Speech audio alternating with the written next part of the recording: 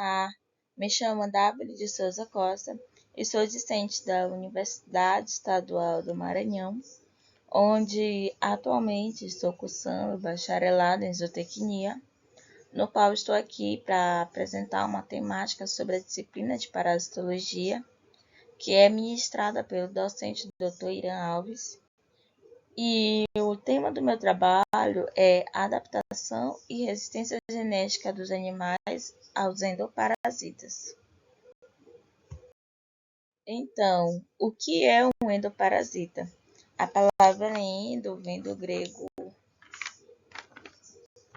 endos, que significa dentro, e parasita significa hospedeiro. Então, eles podem se chamar de endoparasitas ou enteroparasitas, que são os parasitas que vivem no interior do corpo do hospedeiro. Eles são organismos altamente especializados e normalmente eles se reproduzem mais rapidamente que seus hospedeiros, além de apresentarem estratégias e adaptações próprias evoluídas para adquirir os nutrientes necessários para a sua manutenção e funções essenciais, que no caso incluem a reprodução e o seu crescimento. Endoparasitas eles podem ser divididos em dois grupos distintos, que são parasitas intercelulares e intracelulares. Os parasitas intercelulares, eles vivem em um espaço dentro do corpo do hospedeiro e eles normalmente ficam em locais ricos em nutrientes.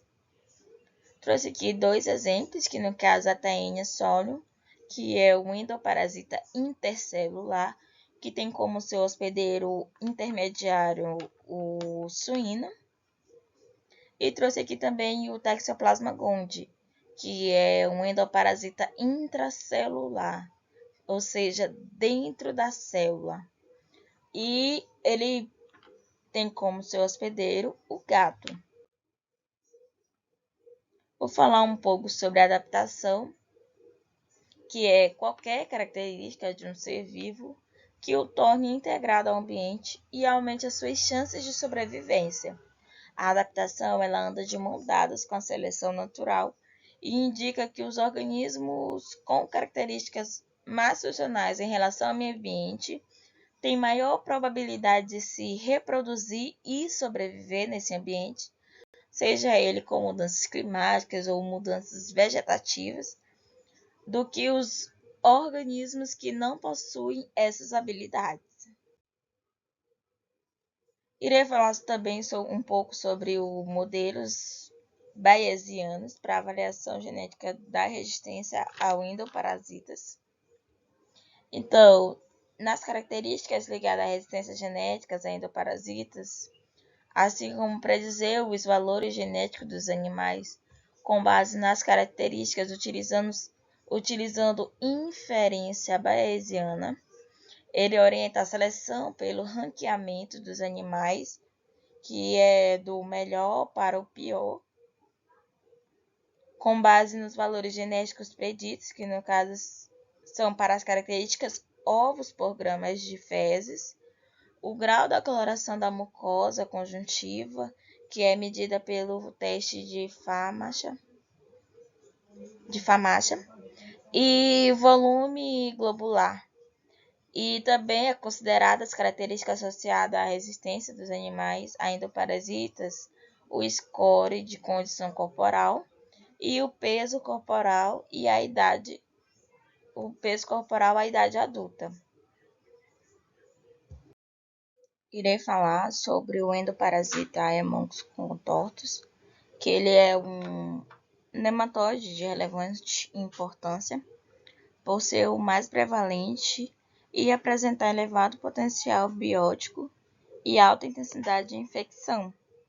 E, além disso, ele é um verme hematófago com elevada patogenicidade e é responsável por um quadro clínico severo de anemia e é considerado o endoparasita que causa os maiores prejuízos econômicos para a cadeia produtiva.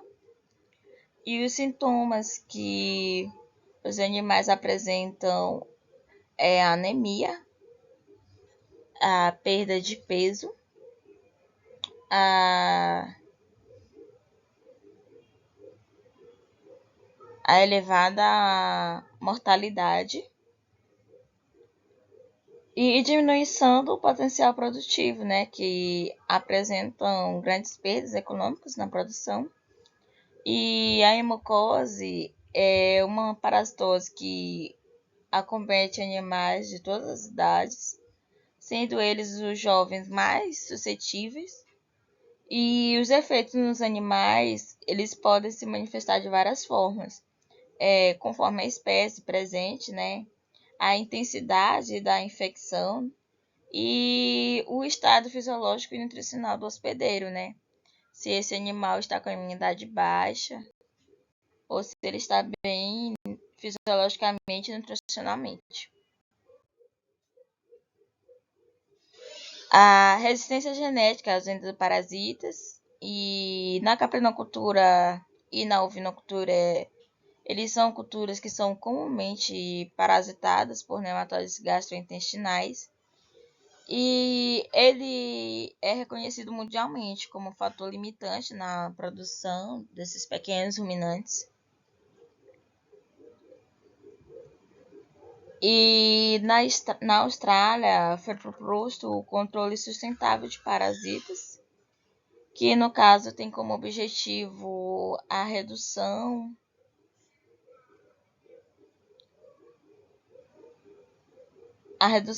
com baixa na contagem de ovos por grama, e também está associado a outros métodos integrados de controle que incluem a suplementação alimentar, o manejo de pastagens, o uso mínimo de compostos químicos em épocas estratégicas. E esse programa ele foi desenvolvido baseado no conceito de herdabilidade, né? Que é definida como o quanto de uma característica que os pais transmitem geneticamente para os seus descendentes.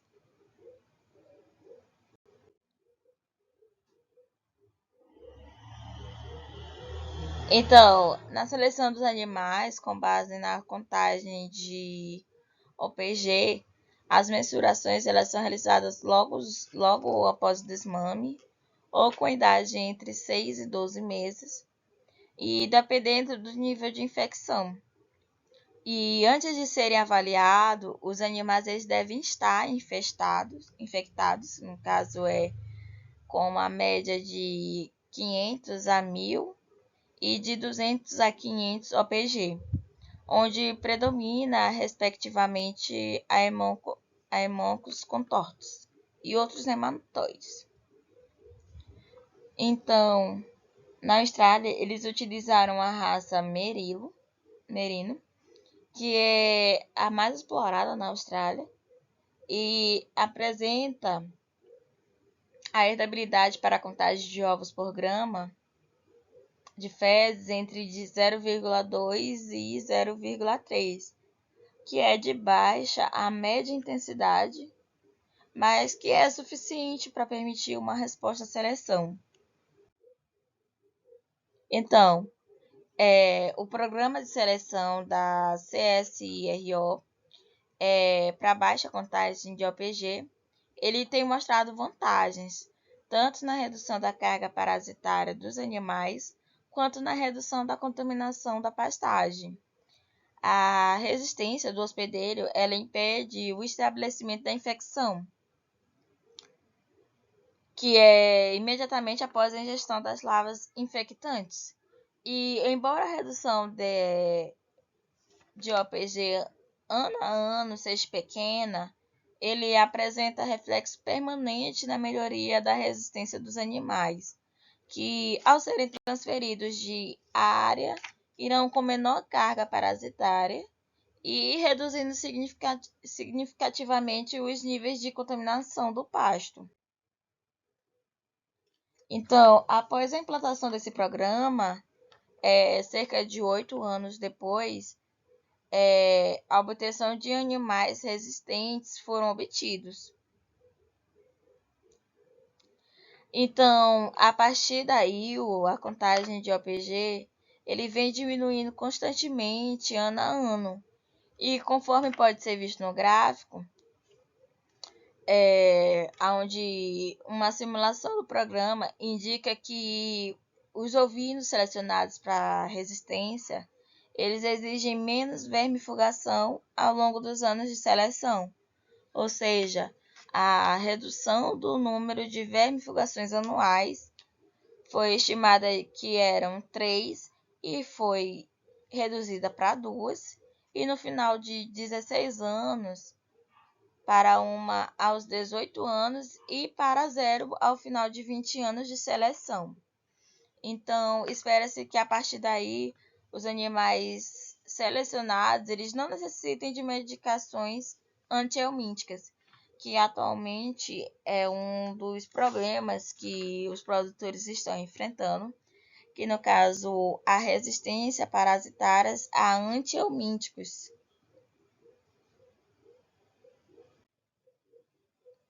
Então, como conclusão, podemos ver que as alternativas de controle baseadas nos usos de animais geneticamente resistentes, eles têm sido apresentados como uma estratégia complementar altamente viável e sustentável, onde o cruzamento entre raças também tem sido utilizado para aumentar a produtividade dos rebanhos e mantendo-se certo nível de resistência a parasitas. Então, mas mesmo assim, com relação a essa resistência genética aos endoparasitas, os resultados que são encontrados ainda são conflitantes, então precisam de mais pesquisas, ou seja, precisamos de algo mais fidedigno. Essas foram as referências que utilizei e muito obrigado pela atenção. E para qualquer informação e dúvida, deixa aí o meu contato para você estar informando ou tirando uma dúvida.